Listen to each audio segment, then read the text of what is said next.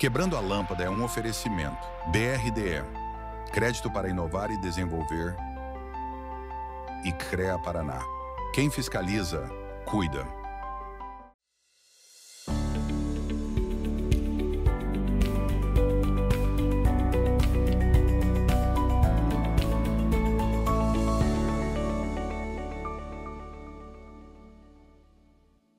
Tudo bem, meus nobres? Começa agora o Quebrando a Lâmpada, o programa que fala sobre inovação e cases de sucesso para quem quer pensar fora da caixa e transformar ideias em realidade. Este programa é um oferecimento do BRDE, o Banco Regional de Desenvolvimento do Extremo Sul, que há mais de 6 décadas atua como um grande parceiro do crescimento sustentável da nossa região. O BRDE apoia projetos que geram inovação, fortalecem o agronegócio, impulsionam indústrias, comércio e cultura, e ajuda municípios a se desenvolverem, sempre com crédito inteligente para quem sonha e faz acontecer. E também do CREA Paraná, o Conselho Regional de Engenharia e Agronomia do Paraná, que fiscaliza e garante que obras, serviços e projetos sejam conduzidos por profissionais habilitados, com ética e responsabilidade. O CREA Paraná protege a sociedade, valoriza a engenharia, a agronomia e áreas tecnológicas, além de apoiar o desenvolvimento profissional e a inovação que transforma o Paraná. E o Bioparque, que é um parque tecnológico que une educação, pesquisa e negócios. Criado pelos fundadores da Prate Donaduzzi, é um ambiente para morar, estudar, empreender e inovar. Bioparque, um ecossistema que transforma o futuro. BRDE e CREA Paraná juntos, apoiando quem constrói o futuro do nosso país. Eu sou Gilles Balbinotti e já peço para você nos seguir em nossas redes sociais. No Instagram, acompanhar o nosso canal no YouTube, no Spotify e não perder nenhum conteúdo exclusivo do programa. A palavra que define o nosso episódio de hoje é inovação e transformação digital. E por isso estou aqui com Alexandre Conte, o gestor de marketing, professor, agente de transformação digital e podcaster, com mais de 20 anos de experiência no mercado ao longo de sua carreira. Tem se especializado em comportamento do consumidor, gestão de marcas e marketing digital, atuando em agências, startups e grandes empresas como a TOTUS. Seja muito bem-vindo, Alexandre Conte, no programa Quebrando a Lâmpada. Você que, pelo que a gente acompanhou e vem acompanhando na tua jornada, quebrou muitas lâmpadas e transformou ideias em ações concretas e inspiração para o público do Quebrando a Lâmpada. As pessoas precisam ser inspiradas. Obrigado pela tua presença aqui. Já te passando a palavra para que ter essa tua primeira fala, falar um pouquinho mais do Alexandre, falar do Alexandre empreendedor, do Alexandre inovador, quiser trazer algum fato curioso da sua infância e da sua adolescência também, já que as crianças nascem cientistas e nascem inovadoras, né? Como é que foi tudo isso? Seja bem-vindo. Obrigado, Gilles, obrigado pelo convite, a oportunidade de estar aqui, estar falando com a sua audiência, de a gente fazer esse bate-papo aqui, e acho que essa é a grande provocação, a gente trazer inspiração. Né? A gente mostra os caminhos. Uma das minhas carreiras é de professor, de educador, então eu digo assim, transferir o conhecimento é parte da solução. Outra solução é criar instigar uma motivação do aluno querer buscar mais, querer buscar novos horizontes, né? E depois a gente vai falar aqui um pouquinho de carreira, e eu digo que eu aprendi a estudar quando eu fiz mestrado. Aquela coisa de sentar, de estudar e olhar cientificamente para as coisas. E hoje a gente coloca isso no mercado de uma outra forma, que precisa de profissionais cada vez mais habilitados em buscar conhecimento. Né? Então, vamos falar de carreira, vamos falar de tecnologia, vamos falar de pessoas, de cultura aqui. Né? Eu costumo brincar que eu comecei profissionalmente a minha carreira como garoto de programa. Né? Não como o pessoal está pensando em casa, mas programando. Né? O tufo da careca aqui esquecia de colocar o ponto e vírgula no final da linguagem de Pascal, lá no século passado. Trabalhei muito com infra, com rede, com segurança, com uma série de coisas. E curiosamente minha carreira foi, mesmo na área de marketing, de administração, muito próxima, sempre ligada à tecnologia de alguma forma. Seja quando eu empreendi, montando e-commerce, seja pelas agências, fazendo marketing digital, seja nas empresas como gestor de marketing, né, estrategista, olhando para negócios voltados à tecnologia. seja na comercialização de infraestrutura. Hoje eu trabalho numa empresa de computação em nuvem, né? A famosa nuvem, né? Onde é que fica a nuvem? Costumo dizer, nós somos um dos endereços da nuvem, né? Então eu traduzi um pouco isso para o mercado, desse mundo que antes era muito obscuro, só daquela coisa do nerd que fica lá na salinha, que não fala com ninguém, e hoje o mundo se tornou digital. E aí todos nós precisamos ser um pouco mais nerds, precisamos aprender, precisamos utilizar e saber pensar em como utilizar essas ferramentas, que são várias, né? Tem uma abundância de oferta no mercado, mas com a inteligência e o dimensionamento do que realmente nós precisamos. Bacana. Nessa tua jornada, tu falou, né, desse ponto importante da questão do mestrado. Eu também fiz, realmente é uma, eu diria assim que é uma experiência incrível, que ela disciplina a gente, ela faz a gente mergulhar nos assuntos, buscar a realidade, buscar mesmo, efetivamente, né, a informação, né, de primária, vamos dizer assim, isso é bacana. Mas quando foi o momento na tua jornada que o ponto de virada ou o ponto de quebrada de lâmpada do Alexandre, que em algum momento lá falou assim, opa, eu vou seguir por essa linha, ou seja, isso é importante porque muitas vezes as pessoas elas não enxergam esse ponto de virada ou não percebem, para daí a partir daquele momento lá, né, o efeito borboleta, ela seguir, quem sabe, um caminho de empreendedorismo. Sim. Qual foi o ponto de virada do Alexandre? Olha, eu vejo que foram alguns ao longo dessa jornada aí, mas eu saí do primeiro grau, né, ali do primário, para fazer um segundo grau técnico em processamento de dados.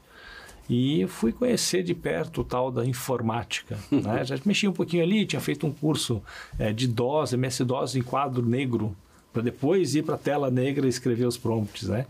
E fui fazer um segundo grau técnico pensando já numa profissionalização. Puxa, como eu posso usar isso, né, além de estudar para me preparar para o vestibular, já sair com alguma coisa voltada para o mercado. E muito tateando, muito exploratório, né? Então acho que a inovação tem muito dessa característica de ser exploratória. Tem um pouco de tentativa e erro, né?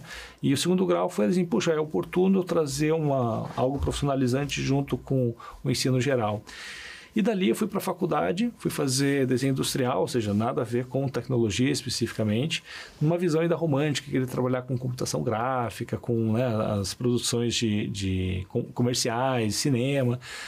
Só que nesse meio tempo, nesses 3 anos de segundo grau, entendendo mais de perto a tecnologia, começou a pulsar uma paixão ali que falei, poxa, eu quero mais, né? E minha primeira experiência profissional foi no Tribunal de Contas do Estado do Paraná, como office boy, né, trabalhando na área de RH, e ficava no 5º andar, no mesmo andar do CPD, do Centro de Processamento de Dados. Hoje tem esse nome bonito, né, a área de TI, né, Tecnologia da Informação, mas antes era o Centro. CPD. É o CPD, velho e bom CPD. E acho que a primeira virada-chave foi quando eu olhei aquela plaquinha e falei, poxa, eu quero trabalhar ali. E, obviamente, não é simplesmente pede transferência, né? Então, foi uma negociação, foi alguns meses trabalhando com a gestão da casa para eu poder ir trabalhar com os nerds da tecnologia. E depois de alguns meses, sim, eu estava lá e aí fui fazer o segundo grau e aí já como estagiário do segundo grau, eu comecei a fazer uma pavimentação dessa carreira, programando, trabalhando com infraestrutura, com suporte, com atendimento, e foi uma baita de uma escola. Eu fiquei alguns anos no Tribunal de Contas, né, e saí de lá com um cargo de comissão, então estagiário, trancava, voltava, né, depois durante a faculdade, e ali foi uma grande escola, mais do que da tecnologia, que a grande maioria está obsoleta já hoje, né, mas dos conceitos de como utilizar a tecnologia. E eu costumo brincar, eu comecei com um garoto de programa, saí dessa vida, mas essa vida não saiu de mim, os bits e bytes continuaram aqui.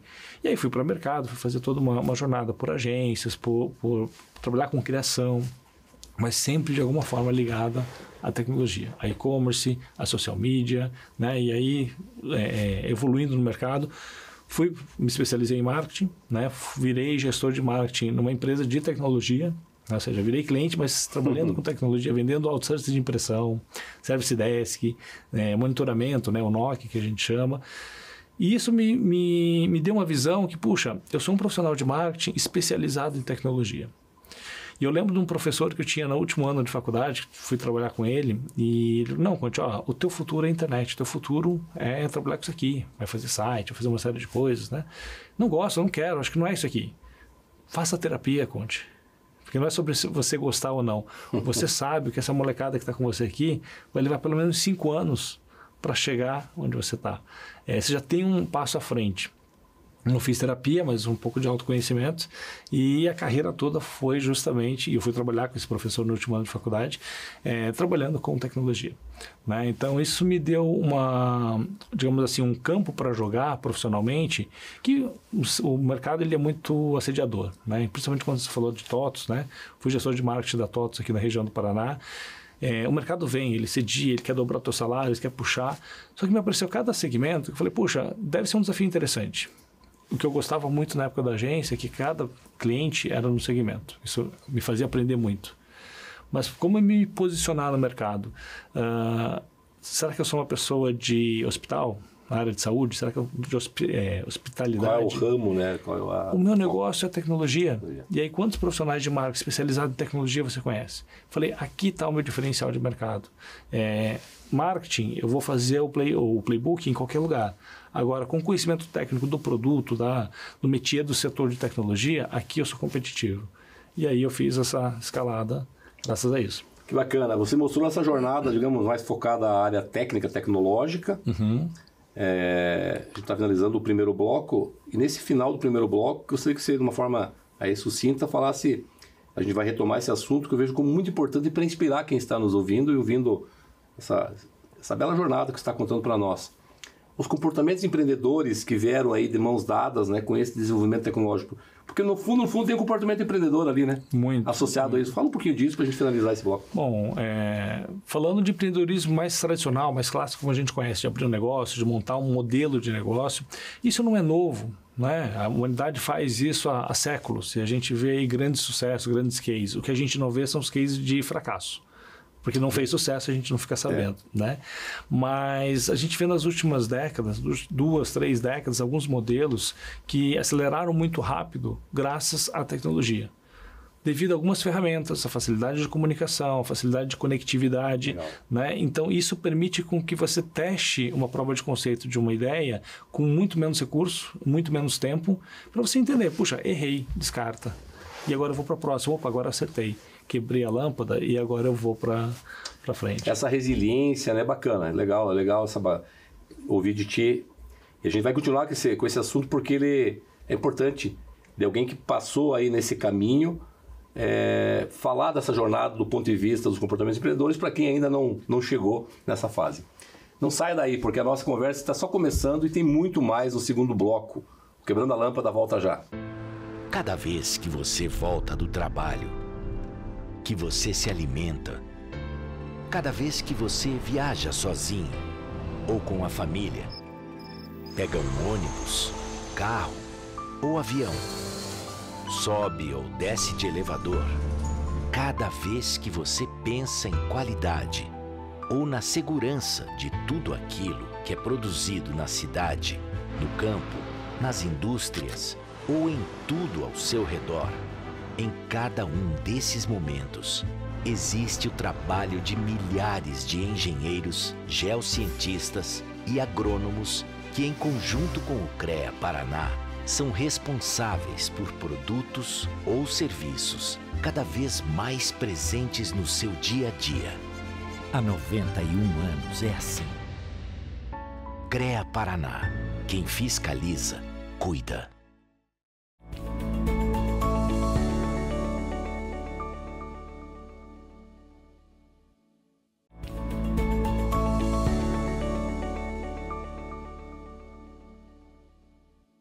Sejam bem-vindos de volta ao Quebrando a Lâmpada. Nossa conversa de hoje é com o Alexandre Conte, gestor de marketing, professor, agente de transformação digital e podcaster. Agora, vamos voltar para essa conversa que é realmente o que interessa nesse programa, das pessoas que estão ouvindo, a nossa audiência no Brasil todo, Alexandre, ouvindo a sua jornada, porque a jornada de pessoas vitoriosas, vencedoras, ensina muito. Tu falou uma questão no primeiro bloco que eu achei bem interessante. Tu falou do fracasso e muita gente não conta dos seus fracassos. O Alexandre já fracassou? E o que esse fracasso ensinou? Eu acho que eu vejo um ponto muito importante que as pessoas não têm que ter mais pudor de falar dos seus fracassos, porque eles ensinam muito, né? Excelente ponto, né? Se eu já fracassei, eu digo que diariamente eu fracasso, né? Então, a gente tem, se pegar o Thomas Edison, né? Fazendo a alusão da lâmpada aqui, quantos outros projetos de lâmpada ele fez para chegar na lâmpada do filamento incandescente que a gente conhece hoje?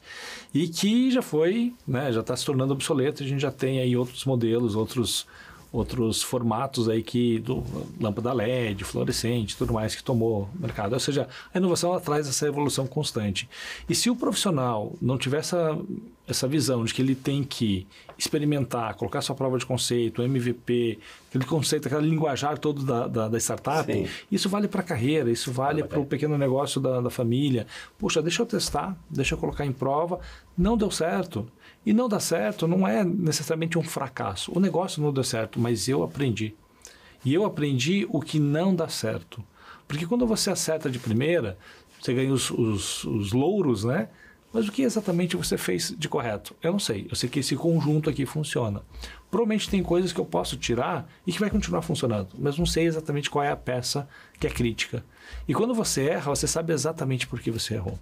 Né? Eu já empreendi, bacana, já tive um e-commerce que deu certo, começou a escalar e por algumas situações eu tive que desligar ele. Estava improvisado num momento que eu não poderia dar tanta atenção.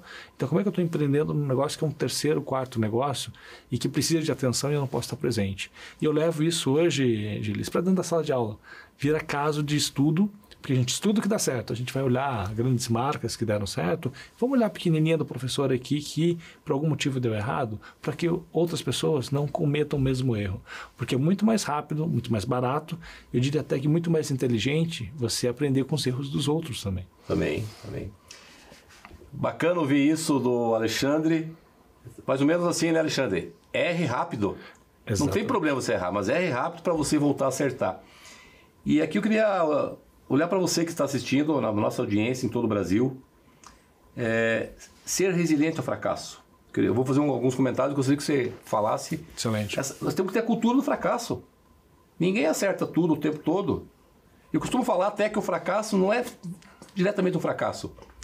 Você errou porque na verdade não é um erro. Na verdade você fez da forma diferente, não daquela que você esperava que fosse. Uhum. Então, como foi diferente, não atingiu o que você imaginava, vamos fazer de novo.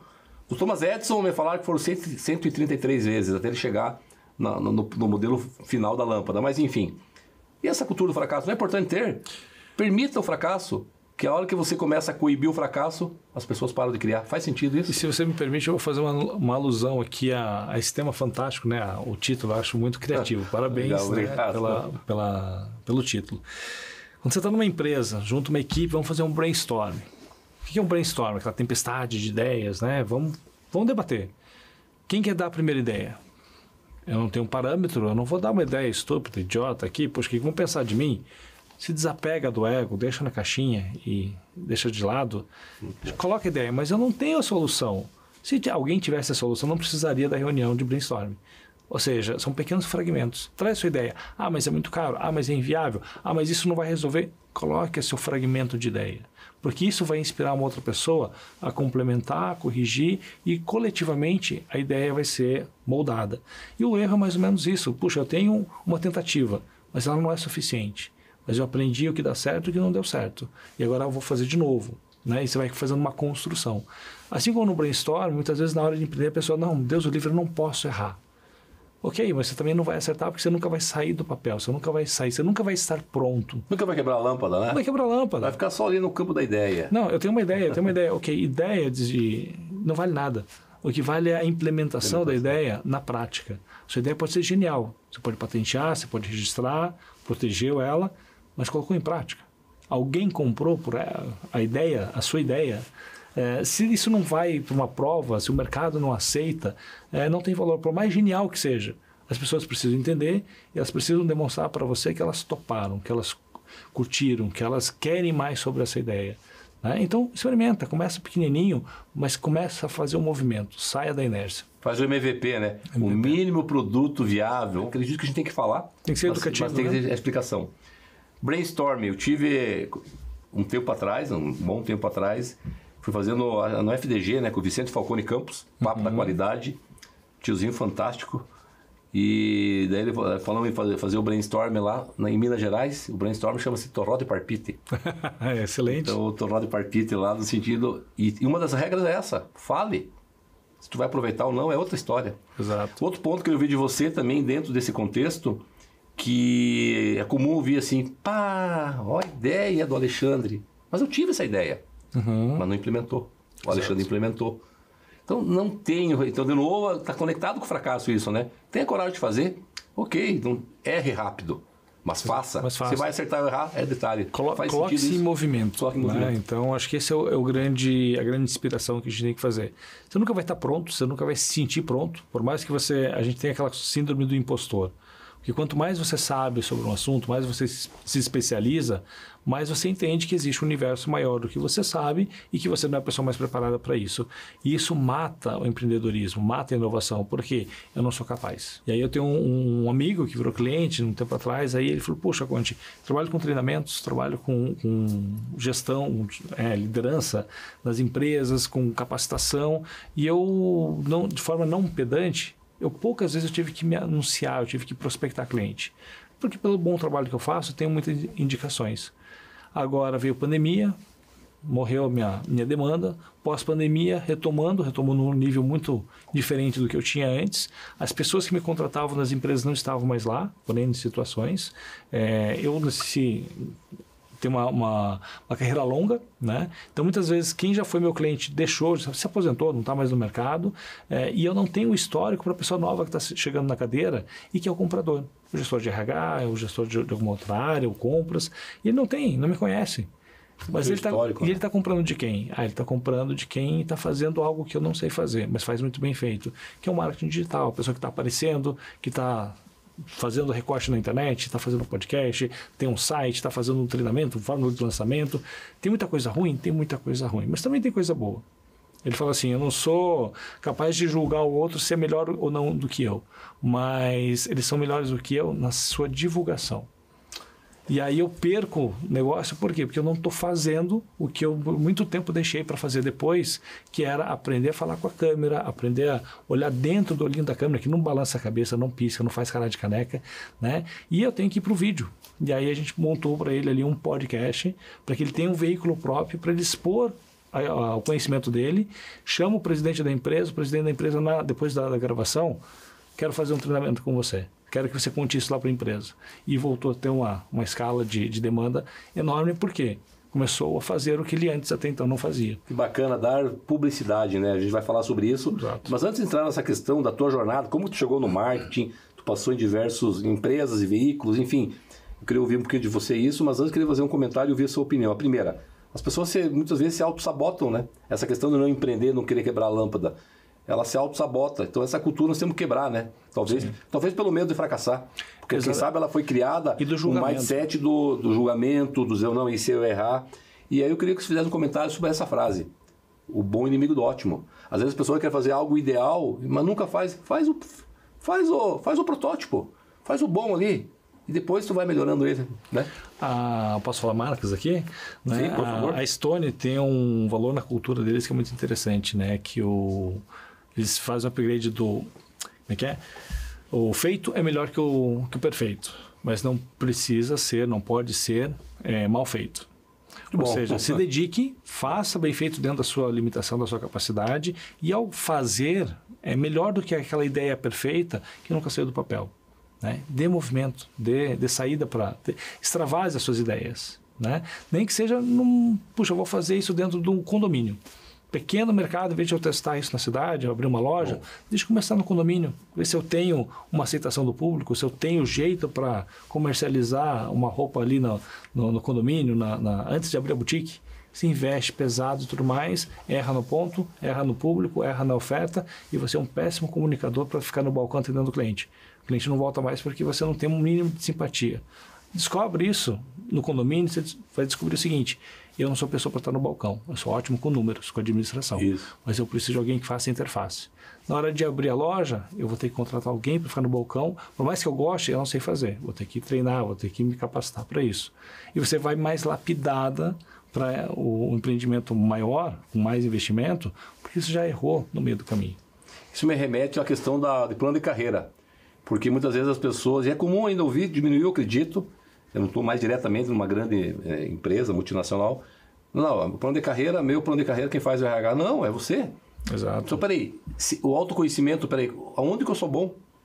E muitas vezes eu vejo também, dentro do que você falou, deixa eu fortalecer meus pontos fracos, ou, ok, não que você não possa fazer isso, mas por que você não continua fortalecendo os seus pontos fortes?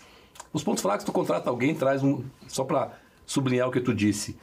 Outro ponto que tu falou que eu acho importante, começar pequeno, né? Eu estive no governo, tanto estadual quanto municipal, eu trouxe o conceito das provas de conceito, das POCs, dos projetos piloto. E tive que quebrar aquela cultura, porque normalmente você abre uma licitação, contrata um monte de coisa, totem, enfim, não vou entrar em detalhes do tipo de produto. E descobre que não funciona. E depois não funciona, pois é, dinheiro é público, o dinheiro do povo, tem que cuidar. Então começa pequeno, valida em laboratório, dentro da lei do sandbox, e depois tu amplia. Alexandre, marketing, como é que você entrou nessa, a tua jornada? Fala um pouquinho nesse final do bloco, nós temos bem rapidinho, mas daí no próximo bloco a gente aprofunda mais. Mas começa falando da tua entrada nessa área do marketing, e se quiser também parafrasear lá o Chacrinha, não sei se é da minha época é. Tá? Eu estava lá. Né? Quem não se comunica se estupica, né? Mas olha que curioso, eu entrei na faculdade, como eu falei, fazer desenho industrial, né, com uma visão ali de trabalhar com comunicação, mas não a comunicação como a gente está fazendo aqui agora. Eu tinha a visão de comunicação, de computação gráfica, de ir para grandes produtoras, talvez trabalhar com cinema, trabalhar com animação 3D. Isso ali na virada do século estava muito em alta. E até uma inocência em relação ao que o curso de design tinha para oferecer. Aprendi que o curso de design é um curso de comunicação. Assim como publicidade e propaganda, mas muito mais voltado na economia, na comunicação, não só a estética, o belo pelo belo. E dali eu fui me especializando para marketing, fui entendendo que, o design, onde ele se encaixa aqui, ele está dentro de uma estrutura de marketing e que tem outros degraus, né? E aí eu fui subindo, fui buscando, fui aprendendo para chegar lá, e daqui a pouquinho a gente conta mais, né, como isso aconteceu e o que eu faço hoje. Legal. Vamos retomar o terceiro bloco com essa experiência e já trazendo também na agenda o projeto que você considera o grande projeto teu dentro da área de marketing. Legal. Então, já a gente volta com mais insights e histórias inspiradoras aqui com o Alexandre, que certamente irão acender muitas luzes aí na sua cabeça, vão deixar você inquieto e inquieta para quebrar a sua lâmpada e transformar em ações concretas. Fica por aí que o Quebrando a Lâmpada volta já.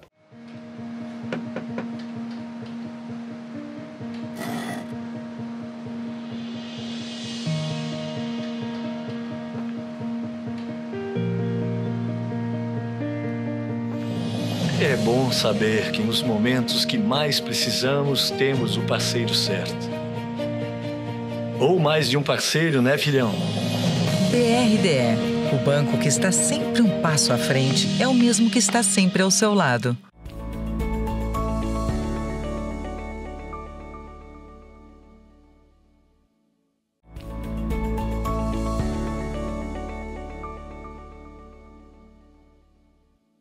Voltamos ao Quebrando a Lâmpada. Hoje estamos recebendo Alexandre Conte, gestor de marketing e agente de transformação digital. Aliás, dois temas espetaculares, importantíssimos. A área do marketing, de publicar, de divulgar e mais do que isso, de prospectar. Sim. E a transformação digital, que não tem jeito, né? Ela chegou, temos que se agarrar nela, entender as etapas dela, tem muita confusão sobre esse tema também, né, Alexandre? Mas começou a falar no bloco anterior sobre, né, a questão, né, da tua entrada nessa área do marketing.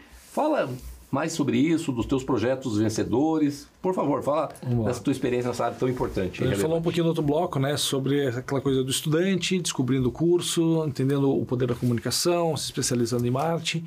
Mas o que me pegou foi quando eu sentei do outro lado da mesa, deixei de ser fornecedor, prestador de serviço, de agência, e eu virei cliente. E aí eu tinha que olhar para a estratégia de longo prazo. Eu tinha que olhar para a empresa num conjunto de fatores.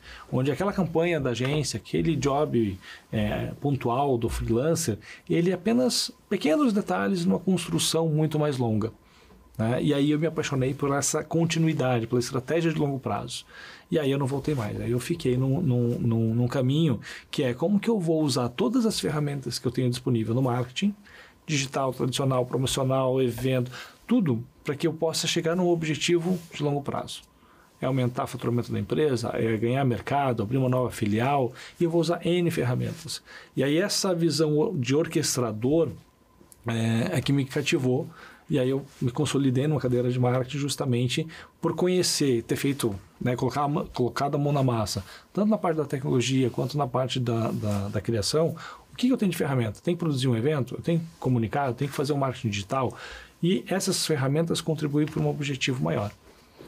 E aí deixa de ser coisas avulsas, porque hoje a gente tem muito prestador de serviço, tem muita gente contratando uma série de serviços, principalmente quando fala de marketing digital, que é um oceano vermelho hoje, que a gente vê na internet, é muito mais do mesmo, mas que chega numa situação muito rasa.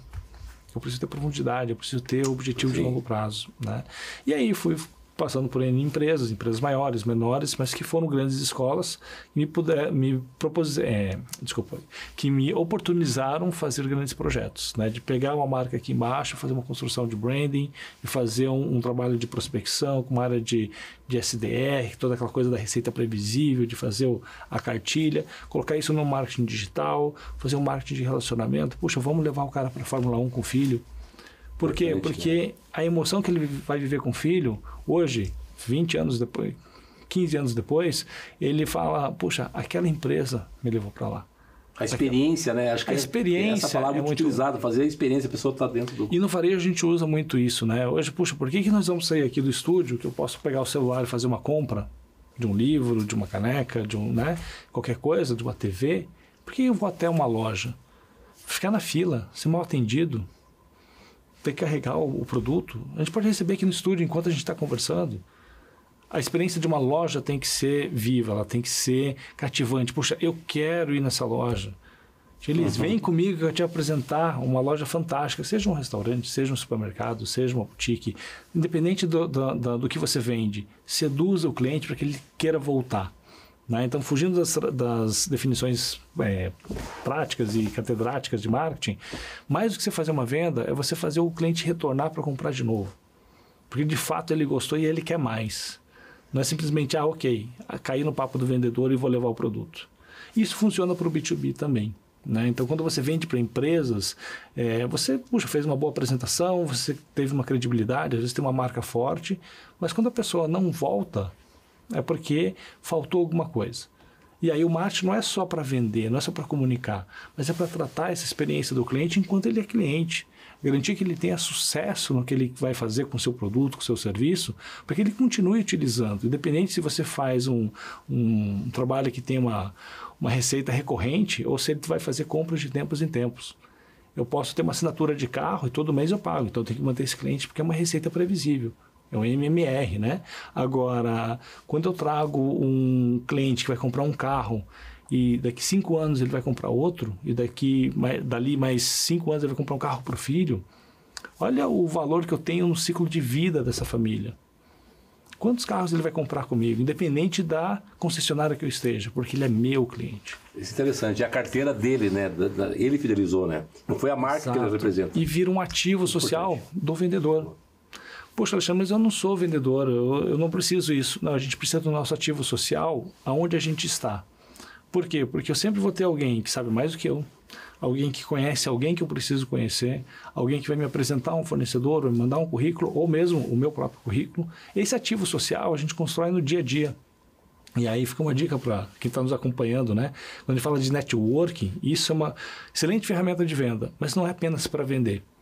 É empregabilidade, mas também é educação. Poxa, com quem eu vou sentar para almoçar e trocar uma ideia sobre um problema que eu estou vivendo na empresa? Eu tenho os meus pares, além do grupo do WhatsApp, fulano, vão almoçar? E o que eu quero saber para ele? Como é que você resolve isso com a sua equipe, que é 3 vezes maior que a minha? Me ensina a fazer bem feito o que você sabe fazer. Então isso é um ativo que vale e nos valoriza como profissional, porque eu tenho uma capacidade de entrega maior. Né? Então, saber investir na sua fala, na sua apresentação, no seu network, no seu relacionamento com o mercado, isso vai te posicionar independente da atividade profissional que você faça. E isso vale para a carreira. Isso é para você falou de plano de carreira. Como é que eu vou construir onde eu quero chegar daqui a 10 anos? Quem eu preciso conhecer? Quem eu preciso ter ao lado para me ajudar nessa caminhada? Por N fatores. Fornecedores, inclusive, de jornadas, de experiências né, de vida. Exatamente. A gente fala do fornecedor, pensa que ele vai te entregar um produto. Não, é o café que tu falou, né? Então, até que tem aquele estudo que foi se baseado no Empretec, são as características empreendedoras. Lá fala de rede de contatos, fala do planejamento, do estabelecimento de metas. Bacana. Né? E assim, você que está nos acompanhando, ajude, receba, ouça, contribua, forneça, porque a verdadeira relação de network está aí. Não é você ter uma lista de contatos para quem eu posso ligar e pedir favor. Em quais agendas de contato você está para essas pessoas que você está ligando? Quem sabe que é você que está ligando, não é um número desconhecido. E mais importante, quem está disposto a te ajudar? Você já ajudou alguém no passado? Eu estava numa marca forte, porque todo mundo queria me assediar. Eu falava não para todo mundo. Ok, hoje você não está mais. E você tem um amigo numa marca grande, e aí? Poxa, ele não vai lembrar de você porque você não ajudou ele quando precisava. Então, qual é? E aí não é questão de dar preferências, é questão de você trazer o cara para o jogo, coloca uma proposta, olha, eu vou contratar o que você faz, participa comigo. Nem sempre você vai fechar com aquela pessoa porque é seu amigo, mas traz a pessoa para o jogo. Às vezes é dar uma dica, às vezes é dar um caminho, passar um contato de alguém.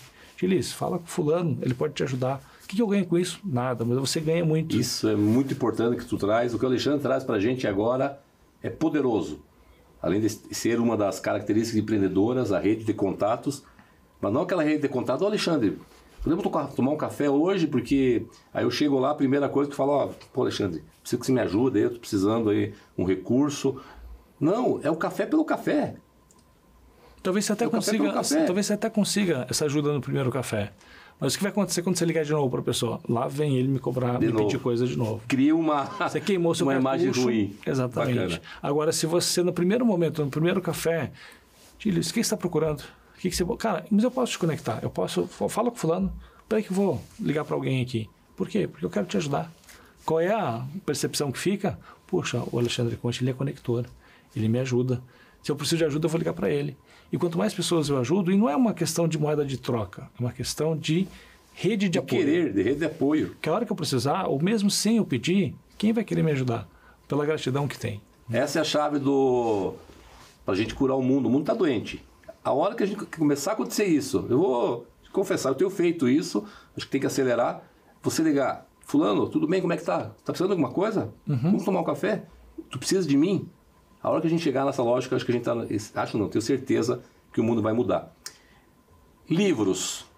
Philip Kotler, né? Eu, na época, era o Philip Kotler, né? Tal, enfim. Eu sei que tem um outro autor aí que também pode sugerir, né? Uma leitura interessante sobre a área. Fala de alguns livros, inclusive do seu. Vamos lá. Acho que assim, o Kotler ele tem um grande papel, tanto na academia quanto no mercado, mas principalmente no mercado, e até na academia ele foi por algum tempo criticado, né?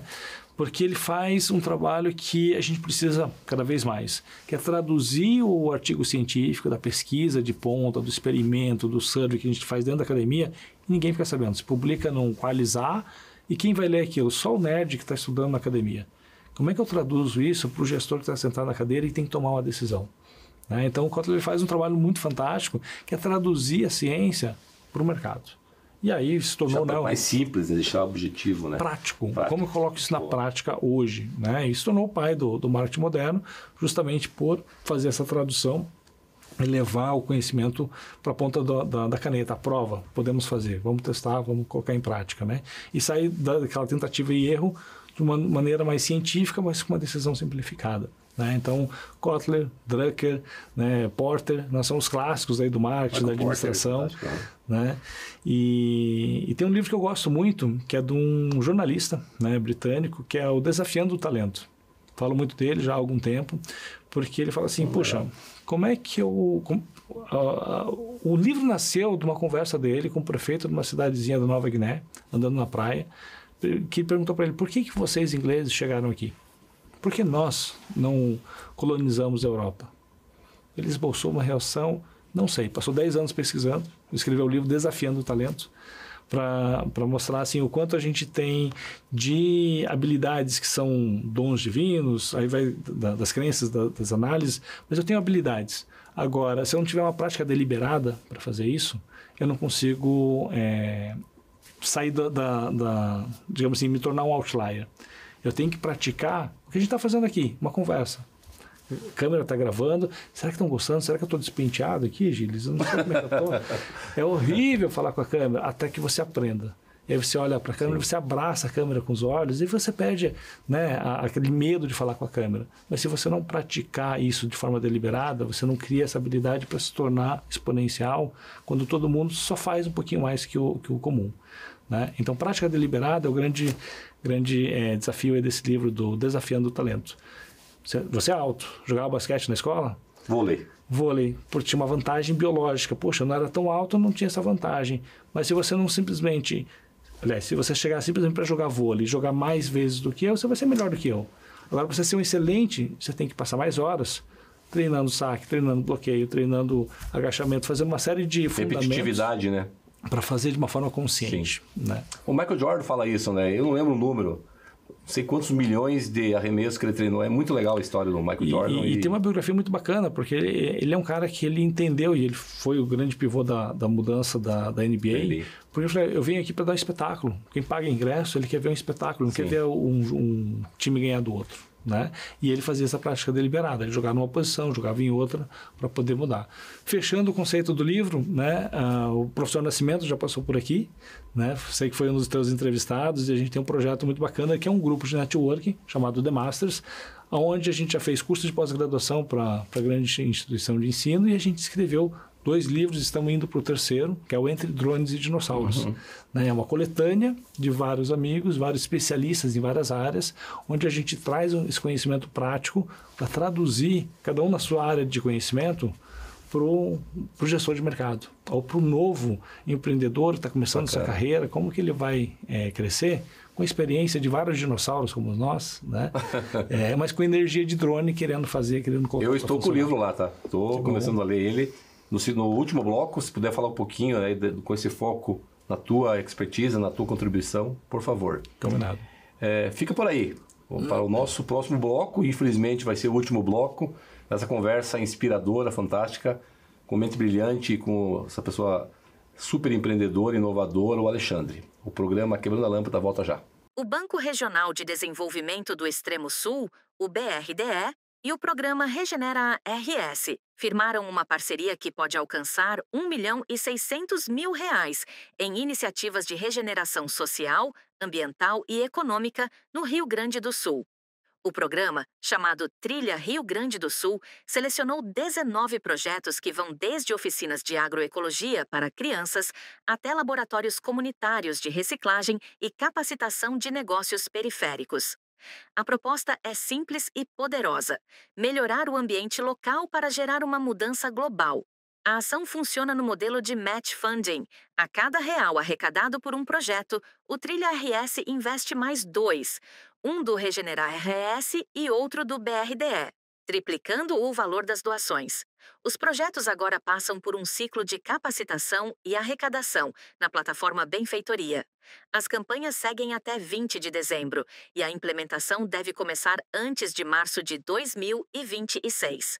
Uma parceria que mostra que reconstruir o Rio Grande do Sul é um trabalho coletivo.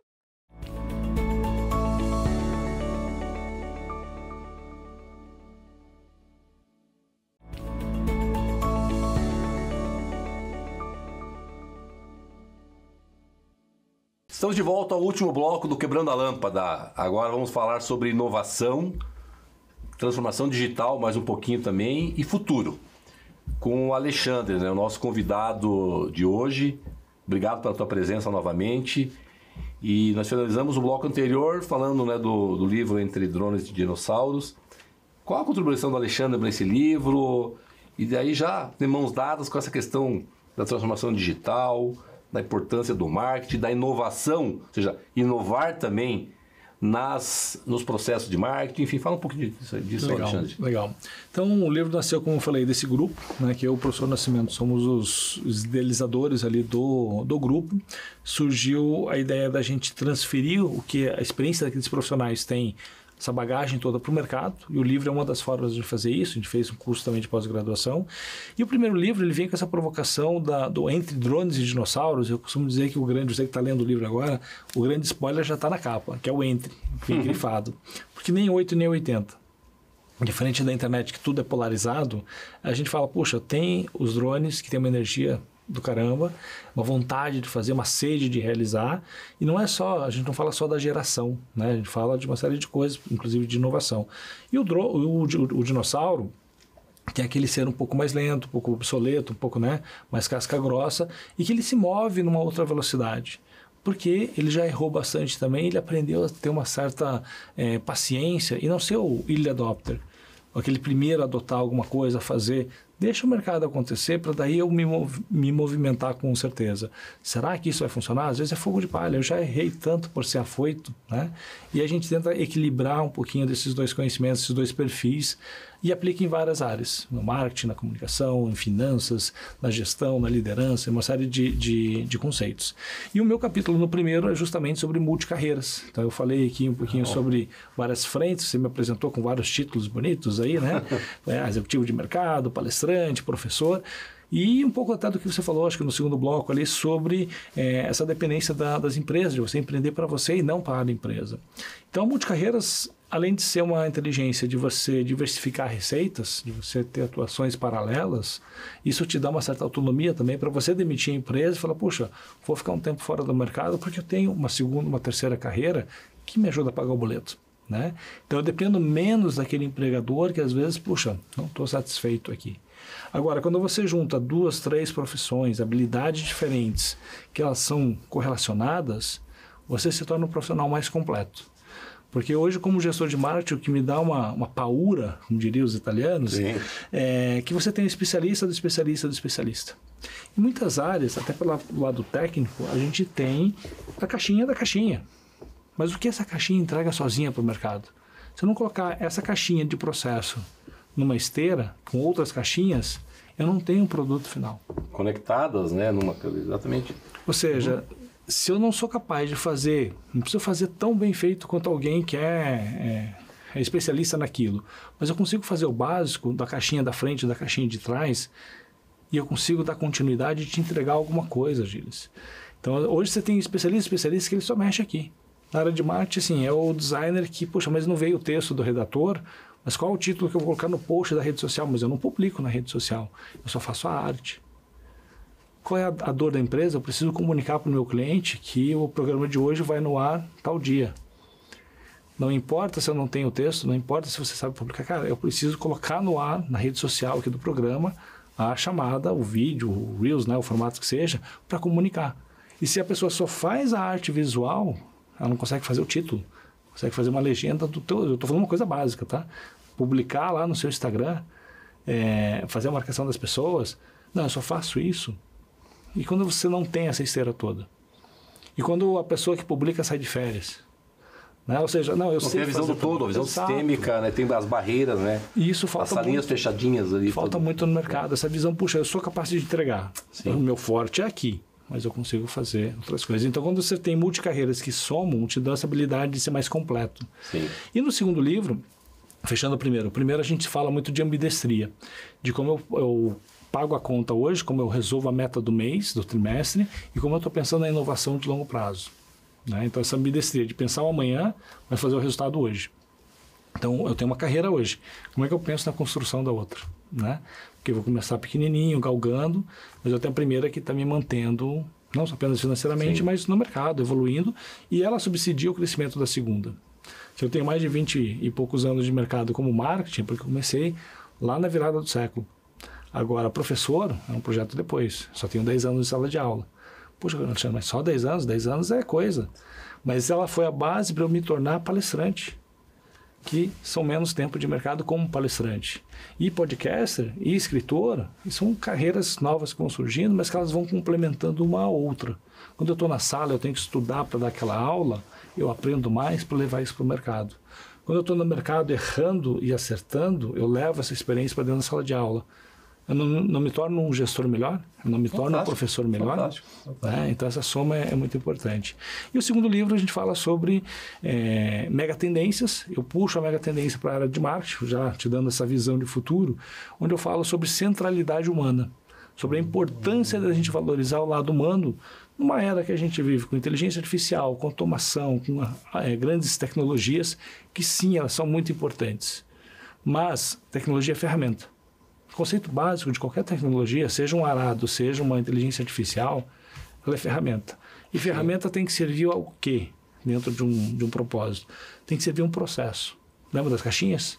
Aqui eu vou colocar tal tecnologia para fazer bem feito, com mais precisão, para fazer com mais volume, mais velocidade. A tecnologia me ajuda a fazer bem feito aquilo que eu pré-defini a ser feito. Agora, Gilles, se eu não tiver pessoas que queiram fazer mais e queiram fazer melhor, não funciona. Né? Então, o processo serve às pessoas. A tecnologia serve aos processos. A base de tudo é pessoas. Empresas são feitas de pessoas para pessoas. Eu posso ter um monte de robozinho trabalhando no meio, ok. Mas eu tenho que estar centralizado, a minha estratégia tem que estar focada nas pessoas. A inteligência humana, ela tem que estar no comando da IA. A IH tem que estar no comando da IA. É isso que eu estou traduzindo o que tu me disse aqui agora. Uma figura que eu gosto muito, que eu, de uma certa forma, criei, está tanto na minha dissertação de mestrado quanto na tese de doutorado, é um triângulo, onde tem 5 dimensões do Falcone: qualidade, custo, entrega, moral e segurança. Eu coloquei essas dimensões técnicas nos vértices, mas quem está no centro? Moral e segurança de quem? Das pessoas. São elas que asseguram a melhor qualidade, a entrega no prazo, o até antecipado, e a questão, ou seja, as dimensões técnicas, elas são consequências das dimensões humanas. Então é muito bom te ouvir nesse sentido. Tem algumas questões que eu quero agora fazer um bate-bola contigo, até para a gente abordar todas. Qual que é o legado do Alexandre na sua jornada, especialmente no marketing? Qual que é o legado que tu deixa? Olha, eu procuro trazer muito essa visão da experiência humana, da excelência voltada para as pessoas, da centralidade humana, né? Seja isso na parte da educação, quando eu estou na sala de aula, seja quando eu estou dentro da empresa, seja no desenvolvimento de um talento da equipe, né? Eu tento trazer muito o lado humano. Eu falo assim, high-tech sim, mas high-touch primeiro. Né? Então, primeiro, aperta a mão das pessoas, depois você faz a automação. Né? E aí eu estou deixando o legado de alguns cases de sucesso, o trabalho que eu fiz na Ptotos, de reposicionar, pelo menos na parte regional aqui, uma grande marca, que já era grande, mas estava um pouco apagada na região. Né? Alguns projetos que me fizeram aprender muito, mas principalmente impactaram vidas. Como professor, eu tenho um case fantástico que, assim, na pandemia a gente viu a dificuldade de empresas de varejo, né? Uma família que vendia seu artesanato na feirinha de artesanato ali do Largo da Ordem. A filha fez uma aula comigo de e-commerce, aprendeu a fazer e-commerce, passou a faturar mais em 3 meses do que fazia na feira, sem ninguém poder sair de casa, só vendendo pela internet. Ou seja, quando a gente passa experiência, passa conhecimento, isso tem valor porque a gente tem dificuldade de medir. Mas quando eu encontro um aluno na inauguração do supermercado, ele conta, quero te apresentar a empresa que eu estou trabalhando, porque graças à sua aula eu fui estudar isso, eu aprendi isso, e hoje eu trabalho nessa empresa, isso é legado. O livro, deixar isso documentado num livro, é bacana. E eu tenho um projeto hoje que é o ConteCast. Né? Não é tão bonito, tão bem produzido quanto o seu programa, mas é um registro de entrevistas com alunos, com professores, com gestores de mercado, com um dono de empresa, trazendo um bate-papo como esse, um legado de experiência, de conhecimento. Que isso, quando eu não estiver aqui, vai estar lá publicado em algum lugar, alguém vai poder consumir e fica como... E eu vi pessoas que, via de regra, às vezes não são, né, chamadas, né, nas grandes redes. É a ideia do Quebrando a Lâmpada também, a gente dar espaço a todos, né, empreendedores e assim por diante.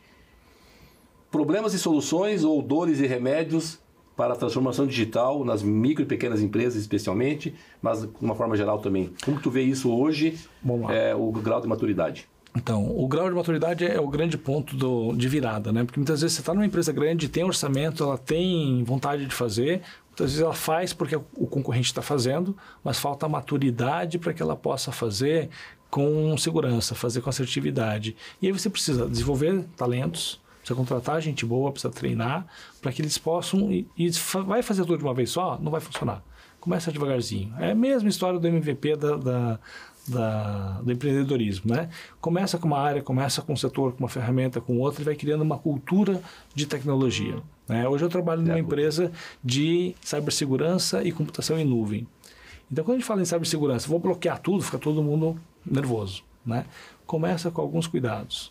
Começa fazendo, coloca um antivírus para não entrar nada, faz um DR, né, que a gente chama de Disaster Recovery. Cara, se pegar fogo, se alguém roubar o seu computador físico dentro de casa, eu tenho uma cópia que a partir de 15 minutos eu consigo Isso é a última camada, né? Então, assim, eu remonto essa máquina virtualmente no data center. Mas eu tenho backup também. E agora eu vou pegar essa máquina e vou levar para dentro de um data center, mas não vai ter mais a máquina física aqui. Não, isso é uma grande ruptura. A gente começa devagarzinho, começa fazendo a proteção da máquina física. Daqui a pouco você começa a entender que é mais inteligente levar isso para um data center. E você vai aumentando a maturidade desse cliente com tecnologias complementares. Só digitalizar não é transformação digital, né? Não. Tem um mito aí. Alexandre, você nasceu em Curitiba? Sou curitibano, por incrível que pareça. Certamente tem um... É verdade. Não vou entrar no mérito. Certamente tem um Alexandre lá de 10, 12 anos. O que tu falaria para ele que tu, de repente, ou faria diferente, ou algo que tu fez quando tinha 10, 12 anos? As aspas do Alexandre para essa geração que vai comandar as empresas, as cidades e o país daqui 10, 15 anos. Seria um encontro interessante, né? Acho que eu falaria duas coisas. Primeiro, não coma tanto chocolate. E a segunda E menos refrigerante também, né? Menos refrigerante, menos chocolate, né? A saúde é importante. Mas não desista do sonho, não deixe de aprender e tenha essa resiliência, essa perseverança. Né? Hoje a gente vê uma geração que desiste tão fácil, né? Porque tudo tão facilmente entregue é facilmente abandonado, né? Eu tenho a oportunidade de ter, eu brinco assim, eu venho do século passado, a gente tinha que fazer as coisas na unha, né? E hoje você tem toda uma automação para fazer um monte de coisa, que ótimo, mas se precisar, eu sei fazer o básico. E essa semana, né, pela empresa que eu trabalho, pela Opus Tech, a gente está patrocinando um evento de esportes, de jogos eletrônicos, está acontecendo no Hard Rock. Bacana. O pessoal jogando CS e tudo mais, é de um amigo meu, né, que está fazendo é o dono da empresa de evento, veio aqui para Curitiba, ele mora nos Estados Unidos. E eu chamei o pessoal técnico da empresa para dar apoio, estava com um problema na rede lá, e precisava fazer cabo. Eu ali esperando. Cara, posso fazer? Você sabe fazer? Cara, eu estou enferrujado, mas ainda domino essa arte. E fui lá crimpar cabo de rede. Por quê? Porque sem o cabo a rede não vai funcionar. Né? Então a gente tem que saber colocar a mão na massa, a gente tem que saber. E isso vem de estudo, de dedicação.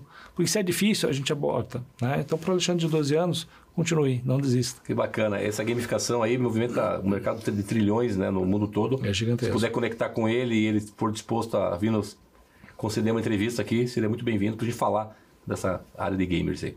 Legal. Para as pessoas te seguir, te acompanhar em LinkedIn, passa as tuas direções, por favor, as tuas mídias. Vamos lá, pode me procurar na internet como Alexandre Conte, vai achar meu site, meu blog, alexandreconte.com. Então ali tem alguns artigos que eu uso muito para extensão de aulas, né, alguns conceitos, algumas coisas.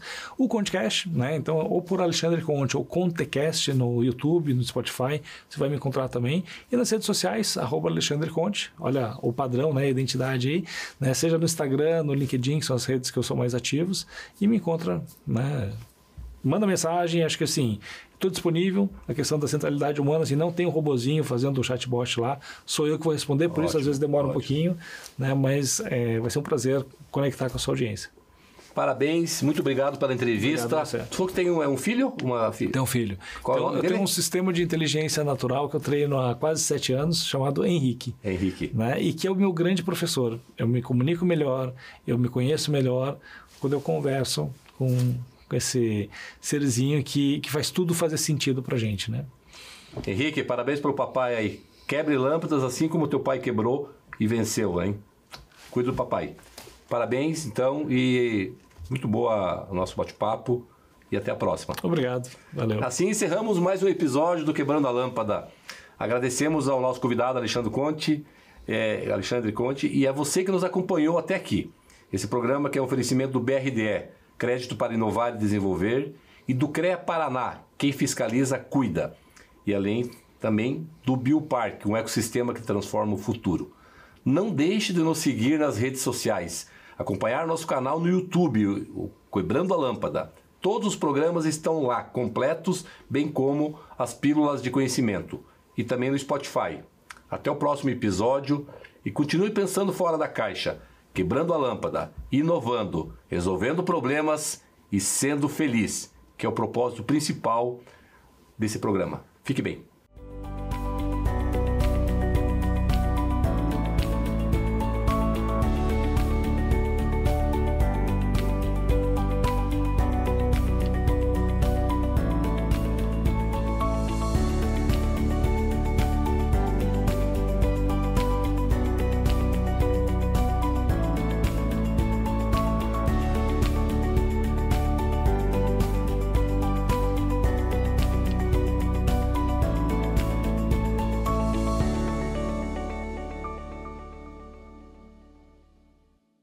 Quebrando a Lâmpada é um oferecimento. BRDE. Crédito para inovar e desenvolver. E CREA Paraná. Quem fiscaliza, cuida.